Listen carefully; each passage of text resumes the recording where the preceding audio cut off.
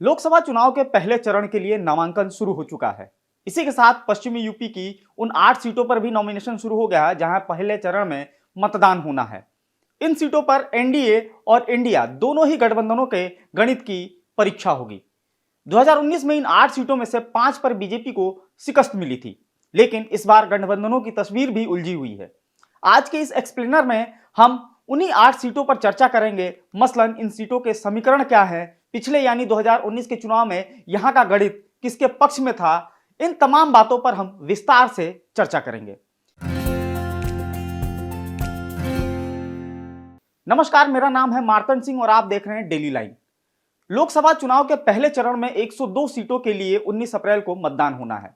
पहले चरण में पश्चिमी उत्तर प्रदेश की 8 लोकसभा सीटें भी हैं जिनके लिए नॉमिनेशन की प्रक्रिया भी शुरू हो गई है।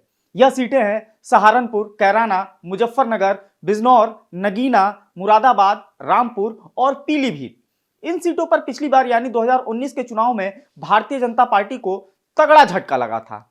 बीजेपी इस बार सभी 80 सीटों को जीतने का लक्ष्य लेकर उतर रही है और पार्टी के सामने जाट लाइन की कठिन जमीन पर कमल खिलाने की चुनौती है। इन सीटों पर 2019 के चुनाव में विपक्षी पार्टियां भारी पड़ी थी, लेकिन इस बार बदले हालात में एनडीए और विपक्षी इंडिया दोनों गठबंधनों के समीकरण का भी टेस्ट होना है। जाट लाइन की मुजफ्फरनगर, नगीना जैसी सीटों पर बीजेपी और राष्ट्रीय लोकदल गठबंधन का टेस्ट होगा। बीजेपी को आरएलडी से गठबंधन के बाद इस बेल्ट में बेहतर प्रदर्शन की उम्मीद तो है ही, वहीं सपा को पीडीए यानी कि पिछड़ा दलित अल्पसंख्यक के समर्थन से साइकिल दौड़ाने की भी आस है। रामपुर, कैराना, बिजनौर जैसी सीटों पर पीडीए वाली समीकरण की परीक्षा होगी। ये सभी 8 सीटें ऐसी हैं जहां जाट के साथ ही पिछड़ा, दलित और अल्पसंख्यक मतदाता चुनाव नतीजे तय करने में निर्णायक भूमिका निभाते हैं। लोकसभा चुनाव 2019 के नतीजों की अगर बात करें तो बीजेपी को यूपी में 2014 के मुकाबले 9 सीटों का नुकसान हुआ था। इनमें से भी अधिकतर सीटें पश्चिमी उत्तर प्रदेश की ही थी। पहले चरण की 8 सीटों की ही बात करें तो 2019 में बीजेपी की इनमें से केवल 3 सीटें ही बीजेपी के पास थी, पीलीभीत, कैराना और मुजफ्फरनगर। मुजफ्फरनगर सीट पर कड़े मुकाबले में बाजी बीजेपी के हाथ लगी थी और जीत का अंतर 6526 वोटों का ही था।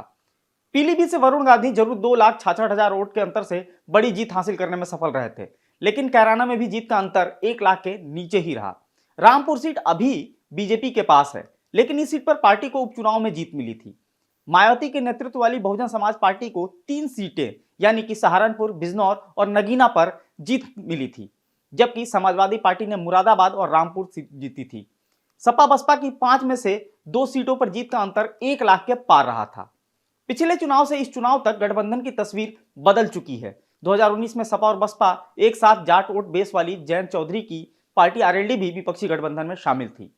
इस बार सपा का कांग्रेस से गठबंधन है, लेकिन जयंत की पार्टी बीजेपी के साथ है।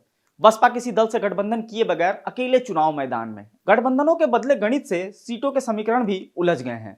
जयंत के साथ अगर जाट वोट बैंक भी बीजेपी के साथ जाता है और बसपा अपना वोट बैंक बचाने में अगर सफल रहती है तो सपा कांग्रेस गठबंधन की राह जरूर तौर पर यहां मुश्किल हो सकती है। पहले चरण में यूपी की 8 सीटों के साथ ही तमिलनाडु की 39, बिहार की 4, मध्य प्रदेश की 6, राजस्थान की 12, उत्तराखंड और असम की 5-5 सीटों के लिए 19 अप्रैल को मतदान होना है।